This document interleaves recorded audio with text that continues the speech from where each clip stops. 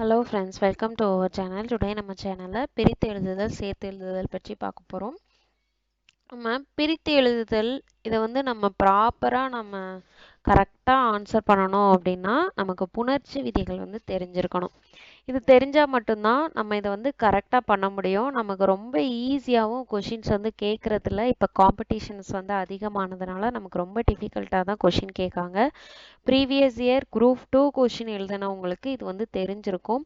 So புணர்ச்சி விதிகள் நமக்கு ஓரளவு தெரிஞ்சிருச்சு அப்படின்னா நம்ம ஈஸியாக வந்து பிரித்து எழுதுக சேர்த்து எழுதுக கரெக்டாக ஆன்சர் பண்ணிடலாம். இந்த புணர்ச்சி விதி பற்றி தான் நாம் ஸ்கூல் புக்கில் என்னென்ன கொடுத்துருக்காங்க அப்படின்றத இந்த வீடியோவில் பார்த்துடலாம். First 8th old book term 3ல் புணர்ச்சி. இதில் வந்து புணர்ச்சி விதியின் வகைகள், அதை வந்து இயல்பு புணர்ச்சி விகார புணர்ச்சி அப்படின்னு இரண்டாக பிரிப்பாங்க. அதை பற்றி நமக்கு இந்த இதில் கொடுத்துருக்காங்க. அதாவது ஒரு கான்வர்சேஷன் மாதிரி கொடுத்துருக்காங்க. நமக்கு தேவையானதை மட்டும் நம்ம இதில் பார்த்துடலாம். இப்போ வாழைப்பழம் அப்படின்னு எடுத்துக்கோங்களேன். இதை எப்படி பிரிப்போம் அப்படின்னா வாழை கூட்டல் பழம் அப்படின்னு பிரிப்போம். நமக்கு புணர்ச்சி விதி அப்படின்னு வந்துட்டோம் அப்படின்னா நமக்கு முதல்ல என்ன தெரியணும் அப்படின்னா நிலைமொழி வருமொழி அப்படின்னா என்ன அப்படின்றதான் நமக்கு ஃபர்ஸ்ட் தெரியணும்.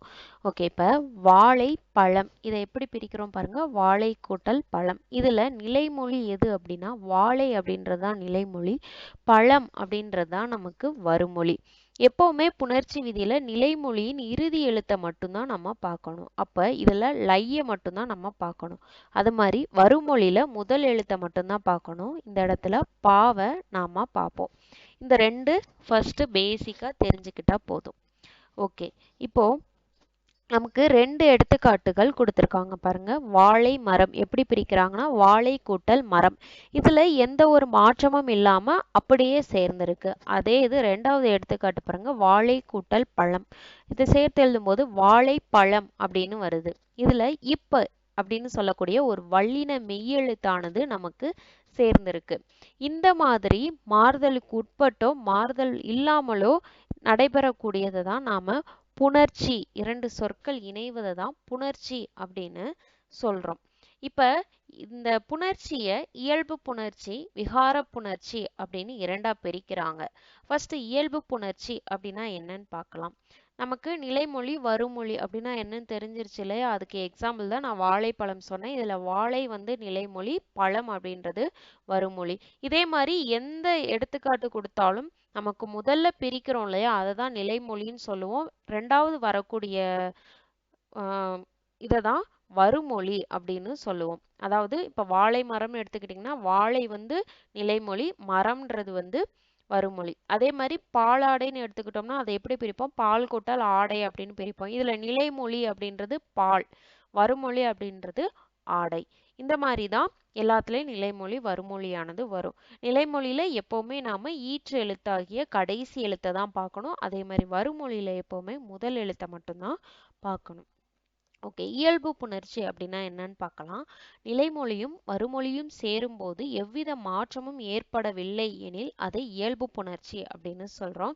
அதற்கு பெஸ்ட் எடுத்துக்காட்டு தான் நம்ம ஃபர்ஸ்ட் பார்த்த வாழை கூட்டல் மரம், வாழை மரம். இதுல எந்த ஒரு மாற்றமும் ஏற்படலை. மேலும் சில எடுத்துக்காட்டு நமக்கு கொடுத்துருக்காங்க. பொன் கூட்டல் வளையல், பொன் வளையல்.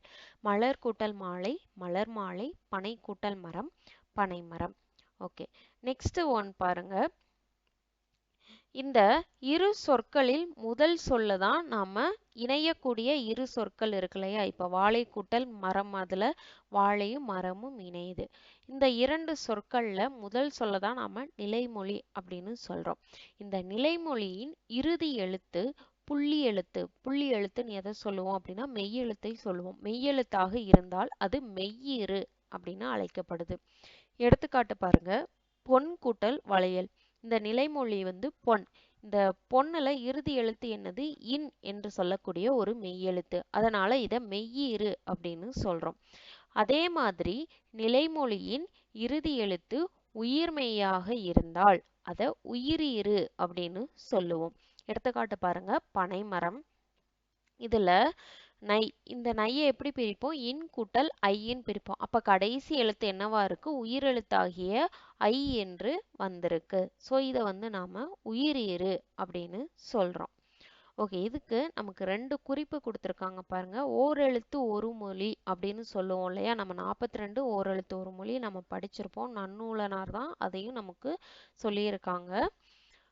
அந்த ஓரெழுத்து ஒரு மொழியில உயிரீரானது வெளிப்படையாக தெரியும். எடுத்துக்காட்டு பாருங்க, தீ கூட்டல் பிடித்தது. இதுல தீயை எப்படி பிரிப்போம்? இத்து கூட்டல் ஈ தீ. இதுல உயிரெழுத்தாகிய ஈ ஆனது வெளிப்படையாக வருது. இதை தான் சொல்லியிருக்காங்க. இது சேரும்போது தீ பிடித்தது, அதாவது ஒரு மெய்யெழுத்தானது சேரும். ஒரு வல்லின மெய்யெழுத்து சேர்ந்திருக்கு. அப்ப இது வந்து தோன்றல் விகாரம். ஓகே, தோன்றல் விகார புணர்ச்சி படி இது சேர்ந்திருக்கும். அந்த தோன்றல் விகார புணர்ச்சி நம்ம பின்னாடி பார்க்கலாம். அது மட்டும் இல்லாம ஓரெழுத்து ஒரு சொல்லாக, அதாவது ஓரெழுத்து சொல்லாக உயிர்மெய் எழுத்து வரும்போது அதை நாம பிரிச்சு பார்க்கணும் அப்படின்றதையும் சொல்லியிருக்காங்க. இப்ப எடுத்துக்காட்டு பாருங்க, பூ கூட்டல் பூத்தது. இந்த பூவை நம்ம பிரிச்சு பார்க்கணும். இப்பு கூட்டல் ஊ அப்படின்னு நமக்கு பிரியும். ஓகே, இந்த மாதிரி பிரிச்சு பார்க்கும்போது தான் நமக்கு தெரியும் அது என்னது உயிர் முதலா மெய் முதலா அப்படின்றது. அதை தான் சொல்ல வராங்க. ஓகே, அடுத்து பாருங்க, வருமொழியின் முதல் எழுத்து உயிர்மெய்யாக இருந்தால் அதை வந்து உயிர்மெய் அப்படின்னு சொல்லுவோம், அல்லது மெய் முதல் அப்படின்னு சொல்லுவோம். அதே இது வருமொழியின் முதல் எழுத்து உயிர் எழுத்தாக இருந்தால் உயிர் முதல் அப்படின்னு சொல்லுவோம். எடுத்துக்காட்டு பாருங்க, பொன் கூட்டல் வளையல். இதுல இந்த வருமொழியின் முதல் எழுத்து வந்து வா அப்படின்னு இருக்கு. இந்த வா எப்படி பிரியும்? இவ் கூட்டல் ஆ அப்படின்னு பிரியும். அப்போ முதல் எழுத்து இவ் ஆகிய மெய்யெழுத்தாக இருக்குது. அப்ப இத மெய் முதல் அப்படின்னு நாம சொல்லணும். இரண்டாவது எடுத்துக்காட்டு பாருங்க, கண் கூட்டல் அழகு. இதுல வருமொழியில் இருக்கக்கூடிய இந்த ஆவை பாருங்க, இது என்ன எழுத்து? உயிர் எழுத்து. அப்ப வருமொழியின் முதல் எழுத்து உயிரெழுத்தாக வருவதால் இதை உயிர் முதல் அப்படின்னு சொல்றோம். ஓகே, இது வரைக்கும் இயல்பு புணர்ச்சி பற்றி பார்த்தோம். உயிர் முதல், மெய் முதல், உயிரிரு, மெய்யிரு. ஈருன்னு வந்தாலே நிலைமொழியை பார்க்கணும், முதல்னு வந்தாலே வருமொழியின் முதல் எழுத்தை பார்க்கணும். ஓகே, அடுத்து விகார புணர்ச்சி அப்படின்னா என்னன்னு பார்க்கலாம். நிலைமொழியும் வருமொழியும் சேரும் பொழுது ஏதேனும் மாற்றங்கள் ஏற்பட்டால் அதை விகார புணர்ச்சி அப்படின்னு சொல்லுவோம். இந்த விகார புணர்ச்சி 3 வகைப்படும். தோன்றல் விகாரம், திரிதல் விகாரம், கெடுதல் விகாரம் அப்படின்னு 3 வகைப்படும். இப்போ இந்த 3க்கும் எடுத்துக்காட்டு பார்க்கலாம். எடுத்துக்காட்டு 1 பாருங்க, பலா கூட்டல் சுளை. இதை சேர்த்து எழுதும் போது நமக்கு என்ன கிடைச்சிருக்கு? பலாச்சுளை. இதுல இச்சு அப்படின்ற ஒரு வல்லின மெய்யானது சேர்ந்திருக்கு. இவ்வாறு புதிதாக ஒரு மெய்யெழுத்து தோன்றினால் அதை தோன்றல் விகாரம் அப்படின்னு சொல்லுவோம். இரண்டாவது எடுத்துக்காட்டு பாருங்க, படம் கூட்டல் காட்சி. இதுல பாருங்க, இது சேர்த்து எழுதும்போது படக்காட்சி அப்படின்னு நமக்கு கிடைக்குது. அது எப்படின்னா, இந்த மெய்யெழுத்தாகிய இம்மானது கெட்டு போயிடுது, அதாவது இம்மானது போயிடுது, இம்மு போயிட்டு வல்லின மெய்யாகிய இக்கானது தோன்றிருக்கு. அப்போ ஒரு மெய்யெழுத்தானது அந்த எழுத்தை, அந்த சொல்லை விட்டு போகிறது. அதை தான் நாம கெடுதல் விகாரம் அப்படின்னு சொல்லுவோம். அடுத்தது பாருங்க, பொன் கூட்டல் சிலை. இது சேரும்போது எப்படி சேருது பாருங்க, பொற்சிலை அப்படின்னு சேருது. அதாவது இன்னானது இர்ராக மாறி இருக்கு. இவ்வாறு ஒரு மெய்யெழுத்து இன்னொரு மெய்யெழுத்தாக திரிவதை நாம திரிதல் விகாரம் அப்படின்னு சொல்லுவோம். ஓகே, இதற்கு எடுத்துக்காட்டுகள் சில கொடுத்திருக்காங்க பாருங்க. மா கூட்டல் பழம், மாம்பழம். இது எதற்கு எடுத்துக்காட்டு? தோன்றல் விகாரத்திற்கு எடுத்துக்காட்டு. அடுத்து பாருங்க, வடக்கு கூட்டல் திசை. இதுல பாருங்க, இக்கும் கூவும் போயிட்டு அப்ப நமக்கு என்ன கிடைக்கு? வட திசை. அப்ப ஒரு இதுல ஒரு மெய்யெழுத்தானது விட்டு போகுது, மெய்யெழுத்தோ உயிர்மெய் எழுத்தோ விட்டு போகுது அப்படின்னா அதை என்ன சொல்லுவோம்? கெடுதல் விகாரம் அப்படின்னு சொல்லுவோம். அடுத்தது பாருங்க, மனம் கூட்டல் கோலம். இதுலயுமே இம்மானது விட்டு போகுது. அப்ப இதுவுமே கெடுதல் விகார புணர்ச்சிக்கு எடுத்துக்காட்டு. அடுத்து பாருங்க, அள் கூட்டல் திணை. இதுல இல்லானது அக்காக மாறி இருக்கு. அப்போ இல் திரிந்து அக்கானது. அப்ப இத வந்து திரிதல் விகாரம் அப்படின்னு சொல்லுவோம். அள் கூட்டல் திணை அக்ரிணை என மாறியது. ஓகே, இப்ப இயல்பு புணர்ச்சி விகார புணர்ச்சியை வகைப்படுத்தியிருக்காங்க. இயல்பு புணர்ச்சிக்கு எடுத்துக்காட்டு வாழை கூட்டல் மரம், வாழை மரம். எந்த ஒரு மாறுபாடும் இருக்காது, அதாவது எந்த ஒரு மெய்யெழுத்தும் சேராது, எந்த ஒரு எழுத்தும் விட்டு போகாது, எந்த ஒரு எழுத்தும் மாறாது, இயல்பாகவே சேரும். அதுதான் இயல்பு புணர்ச்சி அப்படின்னு சொல்லுவோம். விகார புணர்ச்சி 3 வகைப்படும். தோன்றல் விகாரம், கெடுதல் விகாரம், திரிதல் விகாரம். தோன்றல் அப்படின்னா ஒரு வல்லின மெய்யெழுத்தானது சேரும். கசட தபர வல்லினம், இந்த 6 எழுத்துக்கள் வந்து வல்லின மெய் எழுத்துக்கள். இப்ப பாருங்க திருக்கூட்டல் குரல், திருக்குறள், இக்கானது சேர்ந்திருக்கு. ஸோ இது தோன்றல் விகாரம். மரம் கூட்டல் வேர், இதுல இம்மானது போயிடுச்சு, அப்போ இது வந்து கெடுதல் விகாரம், மரவேர் என்று ஆனது. அடுத்து பாருங்க திரிதல் விகாரத்துக்கு எடுத்துக்காட்டு பல் கூட்டல் பொடி, இதுல இல்லானது இர்ராக மாறி இருக்கும், அப்போ பற்பொடி என ஆனது. ஸோ இர்ராக திரிந்தது. ஸோ இதை வந்து திரிதல் விகாரம் அப்படின்னு சொல்றோம். அடுத்து பாருங்க விடுபட்ட இடங்களை நிரப்புக, இதுல வாழை கூட்டல் பழம் அப்படின்னு வரும், பசுமை கூட்டல் கூழ் அப்படின்னு வரும். இங்க பாருங்க வட்டம் கூட்டல் பலகை, இது வட்ட பலகை, இம்மானது பெயருக்கும் அடுத்து ஒரு வல்லின மெய்யானது சேர்ந்திருக்கும். அடுத்து பாருங்க பனை கூட்டல் மரம், பனை மரம், இது வந்து இயல்பு புணர்ச்சியிலே நமக்கு புணர்ந்திருக்கும். அடுத்து பாருங்க இயல்பு புணர்ச்சி, இதுல எதுன்னு பாருங்க தமிழ் கூட்டல் மண், இதுதான் நமக்கு இயல்பு புணர்ச்சியா வரும். ஏன்னா தமிழ் கூட்டல் மண் சேரும்போது நமக்கு என்னவா இருக்கும், தமிழ் மண் அப்படின்னு தான் நமக்கு சேரும், எந்த ஒரு மெய்யெழுத்துமே நமக்கு சேராது.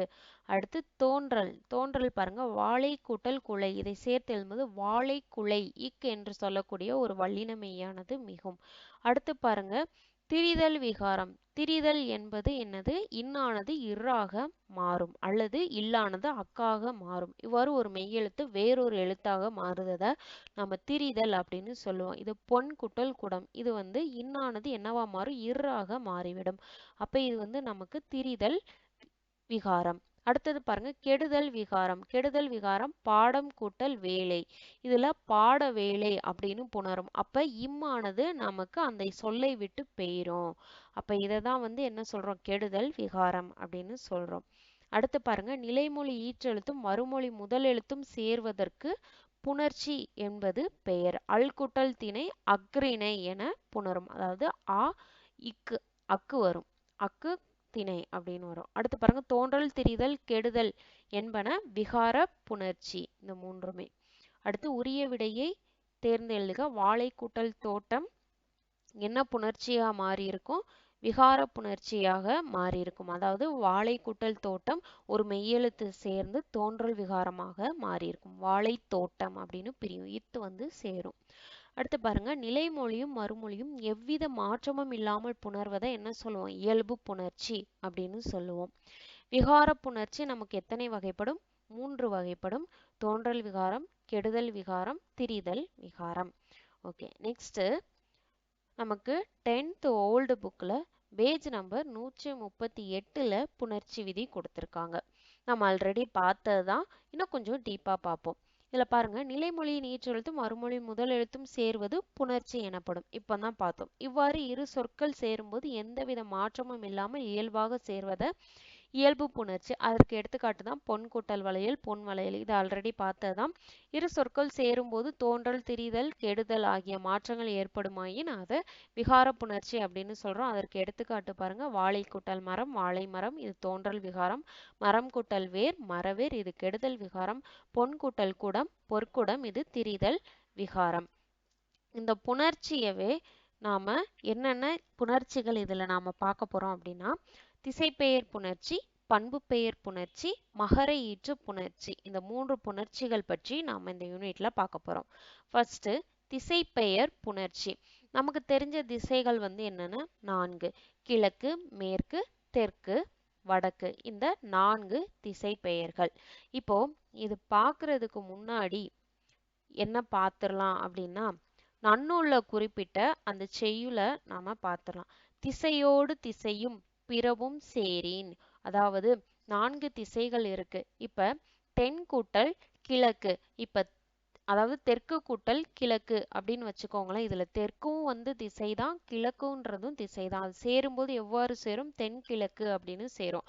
அப்ப 2 திசைகள் சேரும் போதும் திசையோடு பிறது அப்படின்னா இப்ப கிழக்கு கூட்டல் நாடுன்னு வச்சுக்கோங்களேன். இப்ப கிழக்குன்றது திசையை குறிக்கும், நாடுன்றது வேறு ஒரு சொல்லை குறிக்கும். இந்த மாதிரி வேறு சொற்களும் சேர்ந்தாலும் நிலையீற்று உயிர்மை கவ் ஒற்று. அதாவது நிலைமொழியின் ஈற்றில் இருக்கக்கூடிய உயிர்மெய்யாகவும் இருந்தாலும் சரி, மெய்யெழுத்தாக இருந்தாலும் சரி, அது நீங்கி பெயரும். நீங்கி ரகரமானது, அதாவது இர் என்ற மெய்யெழுத்தானது இன்னாகவோ இல்லாகவோ மாறும்.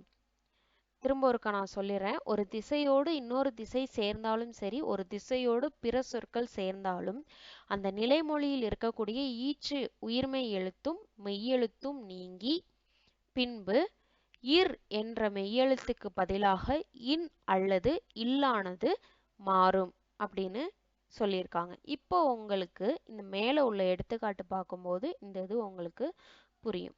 பாருங்க, திசைப்பெயர் புணர்ச்சி. முதல் எடுத்துக்காட்டு பாருங்க. திசைப்பெயர்களோடு திசைப்பெயரும் பிற பெயரும் சேர்றது தான் நம்ம திசைப்பெயர் புணர்ச்சி அப்படின்னு சொல்றோம். ஃபர்ஸ்ட் எடுத்துக்காட்டு பாருங்க, வடக்கு கிழக்கு. இது எப்படி புணருது பாருங்க, வடகிழக்கு. நம்ம பார்த்தோமா, அதாவது ஒரு திசையோடு இன்னொரு திசை சேர்ந்தாலும் அதுல என்ன நடக்குமா, நிலைமொழியின் ஈற்றெழுத்து எது இதுல, இக்கு கு. இந்த நிலைமொழியின் ஈற்றெழுத்தாகிய உயிர்மெய் எழுத்தும் இக்கும் நீங்கும். இப் சப்போஸ் இதுல இர் இருந்துச்சுன்னா அது இன்னாக மாறும். நம்ம பார்த்தோமா, இப்போ அதை தான் இங்க கொடுத்துருக்காங்க. ஓகே, இந்த இக்கும் கூவும் நீங்கி வடகிழக்கு அப்படின்னு மாறுது. அதே மாதிரி வடக்கு கூட்டல் மேற்கு, இதுல இக்கும் கூவும் நீங்கி வடமேற்கு என்றாக புணர்ந்தது. அதே மாதிரி அடுத்த எக்ஸாம்பிள் பாருங்க. அதுக்கு கீழே எக்ஸ்பிளனேஷன் கொடுத்துருக்காங்க பாருங்க. வடக்கு என்னும் நிலைமொழி கிழக்கு மேற்கு என்னும் வறுமொழிகளோடு சேரும் பொழுது நிலைமொழியின் இறுதி எழுத்துக்களான இக்கு கு நீங்கி புணர்ந்தது. இதை தான் நாம அந்த செய்யுள்ல பார்த்தோம். ஓகே, முதல் 2 வரிக்குரிய எடுத்துக்காட்டு. அடுத்தது பாருங்க, தெற்கு கூட்டல் மேற்கு. இது பாருங்க தென்மேற்கு என்று புணர்ந்திருக்கு. அடுத்த எடுத்துக்காட்டு பாருங்க, தெற்கு கூட்டல் கிழக்கு. இது தென்கிழக்கு அப்படின்னு நமக்கு புணர்ந்திருக்கு. அதாவது தெற்கு என்ற திசைப்பெயரோடு மேற்கு கிழக்கு ஆகிய திசைப்பெயர்கள் சேரும் பொழுது இறுதியில் இருக்கக்கூடிய கூவானது நீங்கும். ஃபர்ஸ்ட். ரெண்டாவது நம்ம என்ன பார்த்தோம், இர் என்ற மெய்யெழுத்து இருந்தால் அது எவ்வாறு மாறும், இல்லாகவோ அல்லது இன்னாகவோ மாறும். அப்படி பார்த்தோமா, நான் லாவாக திரிதலும் ஆம்பிற அப்படின்னு பார்த்தோமா. அப்ப அந்த இர்ரானது எப்படி மாறுமா, இன்னாக மாறும் அல்லது இல்லாக மாறும். நமக்கு ஏத்தாப்புல தான் அதை நாம மாத்திக்குவோம். இப்ப பாருங்க, இதை நம்ம இர்ரை இல்லா மாத்தணும்னா நமக்கு பொருள் தராது. அப்ப இர்ரானது இன்னாக தான் தெரியும். அப்ப தென்மேற்கு தென்கிழக்கு என தெரிந்தது.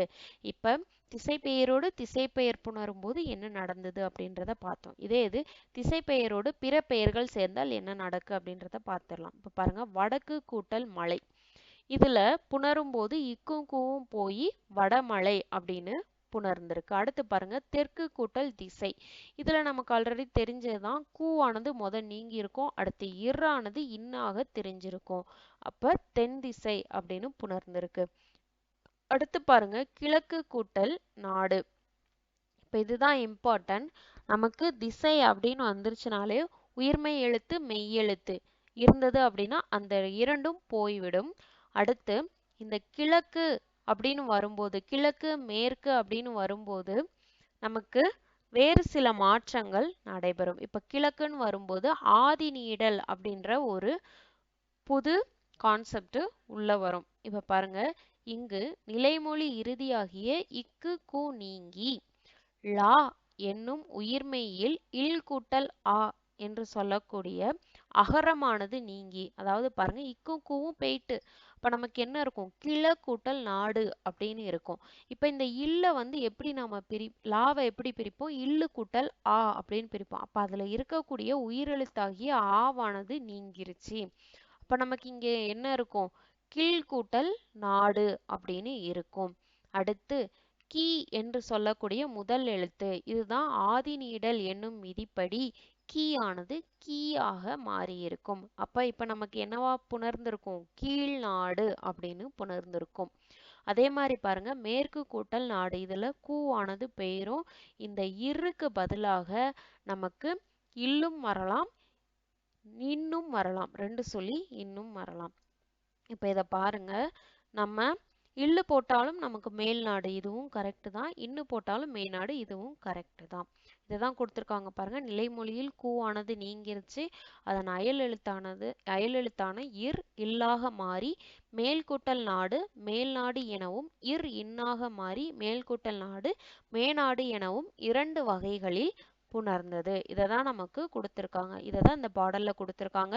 திசையோடு திசையும் பிற எழுத்துக்களும் சேரின் நிலைமொழியில் இருக்கக்கூடிய ஈற்றெழுத்தில் உயிர் ஈற்றெழுத்தில் இருக்கக்கூடிய, அதாவது நிலைமொழியின் ஈற்றில் இருக்கக்கூடிய உயிர்மெய் எழுத்தும் மெய்யெழுத்தும் நீங்கி புணரும், அல்லது அதில் இர் என்ற மெய்யெழுத்து இருந்தால் அந்த இர்ரானது இன்னாகவோ இல்லாகவோ திரிதல். இததான் நமக்கு இதுல சொல்லியிருக்காங்க. சரி, அடுத்து பண்பு பெயர் புணர்ச்சி. பண்பு பெயர் அப்படின்னு எதை சொல்றோம் அப்படின்னா, நிறம், சுவை, அளவு, வடிவம் ஆகியவற்றை குறித்து வரக்கூடிய பெயர்கள் எல்லாத்தையுமே நாம பண்பு பெயர் அப்படின்னு சொல்லுவோம். அது மட்டும் இல்லாம பண்பு பெயர் அப்படின்னா நம்ம என்ன சொல்லுவோம், பண்பு தொகை படிச்சிருப்போம் இல்லையா, மை என்ற விகுதி வந்து மறைந்து வரும் அப்படின்னு நம்ம சொல்லியிருப்போம். அததான் பண்பு தொகை அப்படின்னு சொல்லுவோம். ஒவ்வொரு பண்பு பெயரின் இறுதியிலும் மையானது வரும். எடுத்துக்காட்டு பாருங்க, செம்மை, சிறுமை, சேய்மை, நன்மை, இளமை, புதுமை, இந்த மாதிரி மையானது வரும். அப்ப இதை என்ன சொல்றோம், மையீற்று பண்பு புணர்ச்சி பெயர்கள் அப்படின்னு நாம அழைக்கலாம். இப்ப எடுத்துக்காட்டு பாருங்க, கருவிழி, இது எப்படி பிரியும், கருமை கூட்டல் விழி அப்படின்னு பிரியும். இதுல மையானது நீங்கி கருவிழி அப்படின்னு புணரும். இந்த மை போறதுக்கு என்ன விதி அப்படின்னா ஈறுபோதல் விதி அப்படின்னு சொல்லுவோம். அடுத்தது பாருங்க, பெரியன், இது எவ்வாறு பிரியுதுன்னா பெருமை கூட்டல் அன் அப்படின்னு பிரியுது. இது முதல்ல ஈறுபோதல் விதிப்படி மை விகுதியானது போய் பெருக்கூட்டல் அன் அப்படின்னு இருக்கும். அடுத்தது இடை உகரம் ஈயாதல். ரிமைனிங் நமக்கு என்ன இருக்கு, பெரு கூட்டல் அண்ணுன்னு இருக்கா. இந்த ரூவை எப்படி பிரிக்கலாம், இரு கூட்டல் ஊ. அப்ப இந்த இடை உகரமானது நமக்கு இகரமாக மாறுது. அப்ப ஊவானது ஈயாக மாறுது. அப்படி மாறும்போது ரூ என்னவா மாறும், ரீயாக மாறும். அப்ப பெரி கூட்டல் அன் அப்படின்னு மாறும். இப்போ இதுல இன்னொன்னு என்ன அப்படின்னா, இ இ ஐ வழி வவும் அப்படின்ற ஒரு எழுத்து இருக்கு, ஒரு புணர்ச்சி விதி இருக்கு. அதாவது இ இ ஐ ஆகிய உயிர்மெய் எழுத்துக்கள் வந்தது அப்படின்னா உடன்படு மெய்யாகிய ஈ ஆனது வரும். வருமொழியில் உயிரெழுத்தும் இருந்திருக்கணும். இது வந்து உங்களுக்கு 9th கொடுத்துருப்பாங்க. அப்போ உங்களுக்கு இன்னும் ஈஸியா புரியும். இப்போதைக்கு ஜஸ்ட் ஞாபகம் மட்டும் வச்சுக்கோங்க. அப்போ பெரி கூட்டல் ஈ கூட்டல் அன் அப்படின்னு புணர்ந்திருக்கும். ஃபைனலா உடல் மேல் உயிர் வந்து ஒன்றுவது இயல்பே என்னும் மிதிப்படி ஈயும் ஆவும் சேர்ந்து யா என்று புணர்ந்து பெரியன் அப்படின்னு மாறி இருக்கும். அடுத்து பாருங்க, பாசிலை, இதை எப்படி பிரிப்போம்னா பசுமை கூட்டல் இலை அப்படின்னு பிரிப்போம். முதல்ல ஈறுபோதல் விதிப்படி இந்த மை விகுதியானது கெட்டு போகும். அப்ப நமக்கு என்ன இருக்கும், பசு கூட்டல் இலை அப்படின்னு இருக்கும். அதுக்கடுத்து ஆதி நீடல் என்னும் விதிப்படி இந்த பாவானது நெடிலாக மாறி பாசு கூட்டல் இலை அப்படின்னு மாறி இருக்கும். அடுத்து இந்த சூல எப்படி பிரியும் பாருங்க, இச்சு கூட்டல் ஊ அப்படின்னு பிரியும். இப்ப குற்றியல் உகரம் அப்படின்னு எடுத்துக்கிட்டோம்னா அதுல உயிர் வரின் உக்குரல் மெய்விட்டோடும் அப்படின்ற ஒரு விதியை வந்து அப்ளை பண்ணுவோம். அப்போ உயிர் வரின் உக்குரல் மெய்விட்டோடும் எனும் விதிப்படி இந்த சூழ இருக்கக்கூடிய ஊவானது போயிரும். அப்ப ரிமைனிங் நமக்கு என்ன இருக்கும், பாச் கூட்டல் இலை அப்படின்னு இருக்கும். அடுத்து உடல் மேல் உயிர் வந்து ஒன்றுவது இயல்பே என்னும் விதிப்படி இச்சு கூட்டல் ஈ ஆனது புணர்ந்து பாசிலை அப்படின்னு மாறி இருக்கும். அடுத்து பாருங்க, பைங்குழல், இதுவுமே அதே மாதிரிதான். ஆனா இதுல வந்து நம்ம புதுசா என்ன செஞ்சிருப்போம் அப்படின்னா அடி அகரம் ஐயாதல் அப்படின்ற ஒரு விதியை கொண்டு வந்திருப்போம். இதுல பாருங்க, பசுமை கூட்டல் கூழ் அப்படின்னு பிரிப்போம். முதல்ல ஈறுபோதல் என்னும் விதிப்படி இந்த மையானது போய் பசு கூட்டல் கூழ் அப்படின்னு இருக்கும். இப்ப அடியாகரம் ஐயாதல் என்னும் விதிப்படி இந்த பாவானது பையாக மாறி பைசு கூட்டல் கூழ் அப்படின்னு மாறி இருக்கும். அடுத்தது பாருங்க, இணையவும் எனும் விதிப்படி உயிர்மெய் விதியானது உயிர்மெய்யாகிய சு வந்து கெட்டு இனமிகள் என்னும் விதிப்படி இங்கானது சேர்ந்து பைங்கூழ் அப்படின்னு புணர்ந்திருக்கும். அடுத்து பாருங்க சிற்றோடை சிறுமை கூட்டல் ஓடை. இதுல ஈறுபோதல் விதிப்படி மைய விகுதியானது போயிட்டு சிறு கூட்டல் ஓடை அப்படின்னு இருக்கும். அடுத்து தன்னொற்று இரட்டல் என்னும் விதிப்படி சிறுவானது சிறு என்பதோடு ஒரு ரகர மெய்யானது சேர்ந்து, ரகரமெய் அப்படின்னா வந்து சேர்ந்து சிற்று கூட்டல் ஓடை அப்படின்னு மாறி இருக்கும். அடுத்து உயிர்வரின் உக்குரல் மெய்விட்டோடும் என்னும் விதிப்படி இந்த ரூவில் இருக்கக்கூடிய ஊவானது நீங்கி சிற் கூட்டல் ஓடை அப்படின்னு மாறி இருக்கும். அடுத்து உடல் மேல் உயிர் வந்து ஒன்றுவது இயல்பே என்னும் விதிப்படி கூட்டல் ஓ என்றது ரோவாக மாறி சிற்றோடை என புணர்ந்தது. அடுத்து பாருங்க சேதாம்பல். இதை எப்படி பிரிப்போம்னா செம்மை கூட்டல் ஆம்பல் அப்படின்னு பிரிப்போம். இதுல ஈறுபோதல் விதிப்படி முதல்ல மை விகுதி கெட்டு போகும். அடுத்தது பாருங்க செம் கூட்டல் ஆம்பல்னு இருக்கும். இது ஆதிநீடல் என்னும் விதிப்படி சேவானது சேவாக மாறி சேம் கூட்டல் ஆம்பல் அப்படின்னு மாறி இருக்கும். அடுத்தது முன்னின்ற மெய் திரிதல் என்னும் விதிப்படி மகர மெய்யானது தகர மெய்யாக மாறி சேத்கூட்டல் ஆம்பல் என மாறி இருக்கும். பிறகு உயிர்மேல் உடல் வந்து ஒன்றுவது இயல்பு என்னும் விதிப்படி இத்துக்கூட்டல் ஆவானது தாவாக மாறி சேதாம்பல் என புணர்ந்தது. அடுத்து பாருங்க கருங்குயில். இதுல வந்து இனமிகள் அப்படின்ற ஒரு விதி மட்டும்தான் ஆட் ஆகிருக்கும். கருங்குயில் இதை எப்படி பிரிப்போம்னா கருமை கூட்டல் குயில் அப்படின்னு பிரிப்போம். இந்த அடுத்து அப்போ நமக்கு என்ன இருக்கும் ஈறுபுதல் விதிப்படி மை விகுதியானது போயிட்டு கரு கூட்டல் குயில் இருக்கும். அடுத்து இனமிகள் என்னும் விதிப்படி இங்கானது சேர்ந்து நமக்கு கருங்குயில் அப்படின்னு மாறி இருக்கும். இந்த பண்பு தொகையின் விதிகள் பாருங்க. ஈறுபோதல் நம்ம பார்த்தோமா, ஈறுபோதல் ஒரு விதி. அடுத்து இடையுகரம் ஈயாதல், ஆதிநீடல், அடி அகரம் ஐயாதல், தன்னொற்று இரட்டல், முன்னின்ற மெய் திரிதல், இனமகள் இணையவும், இது எல்லாமே பண்பிற்குரிய இயல்பு. இந்த 8 விதியும் பண்பு தொகைக்கு மட்டுமே பொருந்தும். ஈறுபோதல்னா என்ன பார்த்தோம், மை விகுதியானது போயிடும். இடையுகரம் ஐயாதல் அப்படின்றப்போ நம்ம ஒரு எடுத்துக்காட்டு பார்த்தோமா, அதாவது இப்போ இடையுகரம் ஈயாதல் அப்படின்றப்போ நம்ம ஒரு எடுத்துக்காட்டு பார்த்தோம். அந்த எடுத்துக்காட்டு அதாவது இடையில இருக்கக்கூடிய உகர மெய்யானது, அதாவது இப்போ ஊன்னு எடுத்துக்கோங்களேன், அதுல இவ்வு கூட்டல் ஊ அப்படின்னு பிரியும். இந்த ஊவானது போய் இவ் மட்டும் இருக்கும். அததான் இடையுகரம் ஈயாதல் அப்படின்னு நம்ம சொல்றோம். உகரமானது போய் ஈயானது வந்திருக்கும். இப்ப கரியன் எடுத்துக்கோங்களேன், அதை எப்படி பிரிப்போம், கருமை கூட்டல் அன் அப்படின்னு பிரிப்போமா. இதுல ஈறுபோதல் விதிப்படி மையானது போயிடும். அப்ப என்ன இருக்கும், நமக்கு ரூ இருக்கும். இந்த ரூ வந்து என்னவா இருக்கும், இடையுகரம் ஈயாதல் என்னும் விதிப்படி ரூவானது நமக்கு ரீயாக மாறும். அதை தான் சொல்லியிருக்காங்க. அடுத்து ஆதிநீடல். ஆதிநீடல் அப்படின்னா முதல் எழுத்து ஆனது நெடில் எழுத்தாக மாறும். எடுத்துக்காட்டு பாருங்க, சேதாம்பல்ல இந்த சேவானது சேவாக மாறி இருக்கும். இதை தான் ஆதிநீடல் அப்படின்னு சொல்றோம். அடுத்து அடி அகரம் ஐயாதல். இதுல நம்ம வந்து பைங்கூழ் பார்த்தோமா, அதை வந்து பசுமை கூட்டல் கூழ் அப்படின்னு நம்ம பிரிச்சிருப்போம். இதுல இந்த பா ஆனது பையாக மாறி இருக்கும். என்ன விதிப்படினா அடி அகரம் ஐயாதல் எனும் விதிப்படி. அதுதான் இந்த விதி. அடுத்து பாருங்க தன்னொற்று இரட்டல்.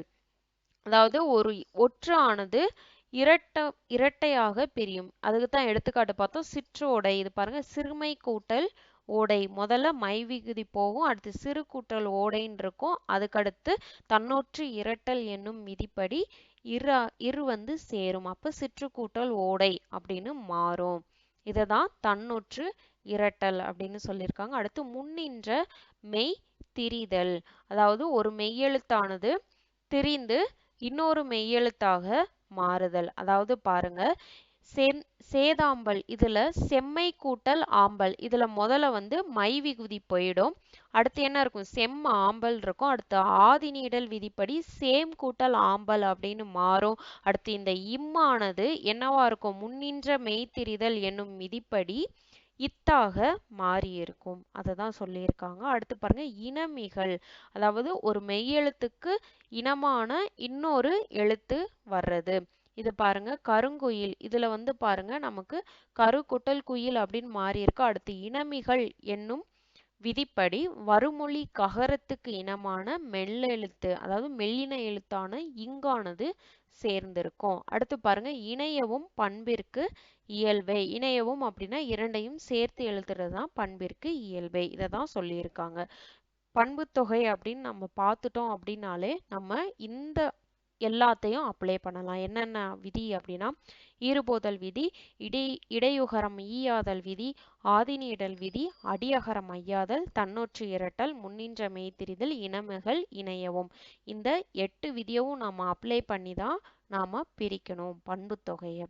ஓகே, அதாவது பண்பு பெயர்கள்ல நமக்கு பிரித்தெழுத கேட்டிருந்தாங்கன்னா.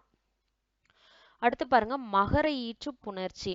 இந்த மகர ஈற்று புணர்ச்சி அப்படின்னா இறுதி எழுத்துல இம் என்ற மகர மெய்யானது சேர்ந்திருக்கும். அதை தான் நாம மகர ஈற்று புணர்ச்சி அப்படின்னு சொல்லுவோம். பாருங்க மகர ஈற்று சொற்கள் வருமொழியோடு சேரும் பொழுது இறுதி மகர மெய் இம் கெட்டு உயிரீறு போல நின்று உயிர் முதல் மொழியோடு உடன்படு மெய் பெற்று புணரும்.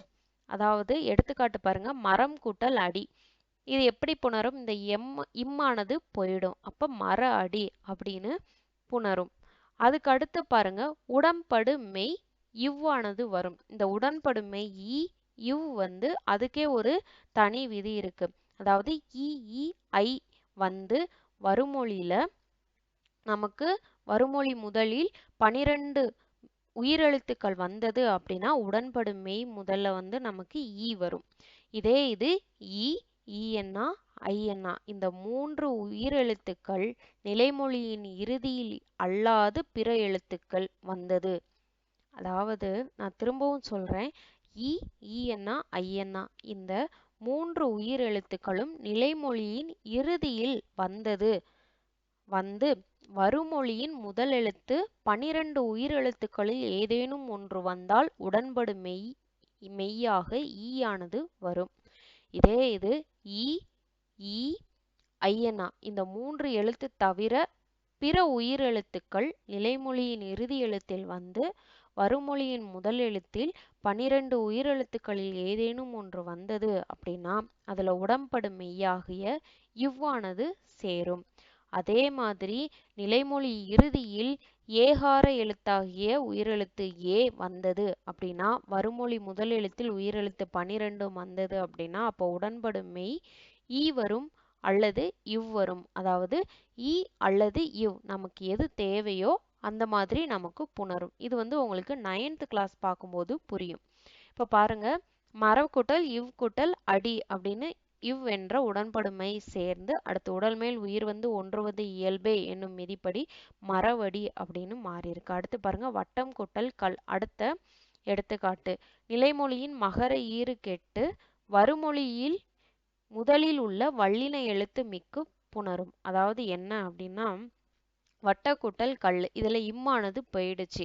வருமொழியின் முதல்ல என்ன எழுத்து இருக்குன்னா வல்லின எழுத்து. நமக்கு வல்லின எழுத்துக்கள் என்னன்னா கசட தபர இந்த 6 எழுத்துக்களும் வல்லின எழுத்துக்கள். அப்ப இந்த வல்லின எழுத்துக்கு இனமான இக்கானது வந்திருக்கு. அடுத்து 3வது விதி பாருங்க நிலைமொழியின் மகர ஈறு வருமொழியின் முதலில் வல்லினத்திற்கு இனமான மெல்லினமாக திரிந்திருக்கு. அதாவது பாருங்க நிலைமொழி நிலம் கூட்டல் கடந்தான், இதுல இம்மானது பெயிட்டு. அடுத்து என்ன ஆயிருக்கு? வருமொழியில வல்லின மெய்யானது மெய்யெழுத்தாகிய இக்கானது இருக்கு. அதற்கு இனமான மெல்லின எழுத்து இங்கானது நமக்கு வந்திருக்கு. அதோட விதிதான் பாருங்க மவ்வீறு ஒற்றழிந்து உயிரீறு ஒப்பவும். அதாவது முதல் விதி என்ன அப்படின்னா மவ்வீறு அந்த இம்மானது நமக்கு அழிந்து இந்த உயிரீறு இதுல பாருங்க மரம் கூட்டல் அடி இந்த இம்மானது நீங்கி ரிமைனிங் என்ன இருக்கு? மர கூட்டல் அடி. இந்த ராவில் இருக்கக்கூடிய ரா கூட்டல் ஆ இருக்கும். அதாவது இரு கூட்டல் ஆ அப்படின்னு இந்த ரா பிரியுமா? அப்ப இந்த ஆ ஆனதுதான் அடுத்து வந்து என்ன ஆகும்? ஒப்பிட்டு பார்க்கும். அதை வச்சுதான் நம்ம சொன்னோம் இந்த ஐ வழி எவ்வும் அப்படின்ற ஒரு விதி. அதுபடி நமக்கு உடன்படு மெய்யானது சேரும்.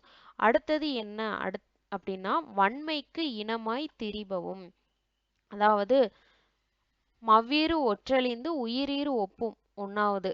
இரண்டாவது மவ்வீறு ஒற்றழிந்து வல்லின எழுத்து வந்து சேரும். வல்லின எழுத்துக்கு அதாவது வருமொழியில் உள்ள வல்லின எழுத்தானது மிகுந்து புணரும். மூன்றாவது வல்லின எழுத்துக்கு இனமான மெல்லின எழுத்து சேர்ந்து புணரும். அதை தான் இந்த விதியில கொடுத்துருக்காங்க. ஓகே, இப்போதைக்கு நாம பண்பு தொகையில விதிகள் பார்த்தோம். இரண்டாவது என்ன பார்த்துருக்கோம் அப்படின்னா மவ்வீறு புணர்ச்சி அந்த இது பார்த்தோம். வேற என்ன பார்த்தோம்?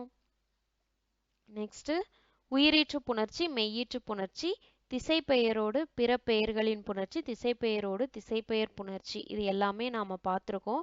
இதுல உள்ள விதிகள் எல்லாமே நீங்க நல்லா படிச்சுக்கிட்டீங்க அப்படின்னா நமக்கு next 8th new book 9th new book பார்க்கும்போது ரொம்ப ஈஸியா இருக்கும். இப்ப புக் பேக் கொஸ்டின் பார்த்துடலாம். வடக்கு எனும் திசைப்பெயரோடு பிற திசைகள் வந்து சேரும்போது என்ன நடக்கும்? இக்கும் கூவும் என்ன ஆகும்? நமக்கு நீங்கும். அப்ப இதுக்கு சரியான ஆன்சர் எது? ஆப்ஷன் 2. நிலைமொழி ஈரும் மெய்யும் நீங்கும். நிலைமொழியின் ஈர் என்னது? கூவும் போகும், இக்கும் போகும். அடுத்து பாருங்க, மேல்கு கூட்டல் நாடு என்பது டேஸ் என சேரும். மேநாடு அப்படின்னு சேரும் அல்லது மேல் நாடு அப்படின்னு சேரும். அடுத்து பாருங்க, கருமை கூட்டல் குழி டேஸ் எனும் விதிப்படி புணரும். முதல்ல என்ன போகும்? ஈறுபோதல் என்னும் விதிப்படி மையானது முதல்ல போகும். அப்ப முதல் விதி ஈறுபோதல். அடுத்து இனமிகள் என்னும் விதிப்படி இந்த கூக்கு இனமான அதாவது வல்லினத்திற்கு இனமான மெல்லின எழுத்தாகி இங்கானது சேரும். அப்ப கருங்குழி அப்படின்னு மாறும். அப்ப ஆப்ஷன் 3 ஈறுபோதல் இனமிகள் என்னும் 2 விதியானது இதுல அப்ளை பண்ணுவோம். அடுத்து பொறுத்துக பாருங்க. அடி அகரம் ஐயாதல், இதற்கு முதல் இது என்ன அப்படின்னா பைங்குல். இதுல தான் அடி அகரமானது நமக்கு ஐயாக மாறும். ஓகே, அடுத்து ஆதி நீடல். ஆதி நீடல் அப்படின்னா அதற்கு எது எடுத்துக்காட்டு? மூதூர். அடுத்து பாருங்க இனமிகள். இது பாருங்க கரும்பலகை. இது எப்படி பிரிப்போம்? கருமை கூட்டல் பலகை அப்படின்னு பிரிப்போமா? ஃபர்ஸ்ட் கரு அந்த ஈறுபோதல் என்னும் விதிப்படி அந்த மையானது போயிட்டு கரு கூட்டல் பலகை அப்படின்னு இருக்கும். அப்ப நமக்கு என்ன வேணும் அப்படின்னா இந்த இம்மானது இன்னொன்னு சேரும். அததான் இனமிகள் அப்படின்னு நாம சொல்றோம். அதாவது வருமொழியில என்ன இருக்கு? பா இருக்கு. இந்த பா வந்து நமக்கு என்ன எழுத்து? வல்லின எழுத்து. இந்த வல்லினத்திற்கு இனமான மெல்லின எழுத்தாகிய இம்மானது சேர்ந்து கரும்பலகை அப்படின்னு புணர்ந்திருக்கும். அடுத்தது பாருங்க தன்னொற்று இரட்டல். இது வந்து எதற்கு எடுத்துக்காட்டுனா வெற்றிலைக்கு. வெற்றிலை தான் தன்னொற்று இரட்டலுக்கு எடுத்துக்காட்டு. இது எப்படி பிரிப்போம்? வெறுமை கூட்டல் இலை அப்படின்னு பிரிப்போமா? ஓகே, அப்ப இந்த மை விகுதி முதல்ல ஈறுபோதல் விதிப்படி பெயரும். அப்ப வெறு கூட்டல் இலை அப்படின்னு இருக்கும். இப்போ இந்த ரூ இருக்கு இல்லையா? இந்த ரூக்கு என்ன ஆகும்? தன்னொற்று இரட்டல் என்னும் விதிப்படி இந்த ரூவானது இறாக மாறி நமக்கு வெற்று கூட்டல் இலை அப்படின்னு இருக்கும். அதுக்கு அடுத்து என்ன ஆகும்? உயிர்வரின் உக்குரல் மெய்விட்டோடும் என்னும் விதிப்படி ரூல இருக்கக்கூடிய ஊவானது போய் வெற்று கூட்டல் இலை அப்படின்னு மாறும். அடுத்து உடல் மேல் உயிர் வந்து ஒன்றுவது இயல்பே என்னும் விதிப்படி வெற்றிலை அப்படின்னு புணரும். ஓகே, இப்போ 8th ஓல்டு 10th ஓல்டு நம்ம இந்த வீடியோவில் பார்த்துட்டோம். அதே மாதிரி 8th நியூ புக்லையும் 9th நியூ புக்லையும் நமக்கு புணர்ச்சி விதிகள் கொடுத்துருக்காங்க. இது ஃபுல்லாக பார்த்தாலே நமக்கு எக்ஸாமுக்கு எனஃபாக இருக்கும். இந்த புணர்ச்சி விதிகள் வந்து நமக்கு நிறைய இருக்குது. நம்ம புக்கில் உள்ளதை மட்டும் நல்லா தெளிவாக ஞாபகம் வச்சுக்கிட்டோம்னா நம்ம ஈஸியாக ஆன்சர் பண்ணிடலாம். ரிமைனிங் நியூ புக்கில் உள்ள கண்டென்ட் எல்லாம் நாம் நெக்ஸ்ட் வீடியோவில் பார்க்கலாம். வீடியோ பிடிச்சிருந்தா சப்ஸ்கிரைப் பண்ணுங்கள், லைக் பண்ணுங்கள், ஷேர் பண்ணுங்கள். தேங்க்யூ.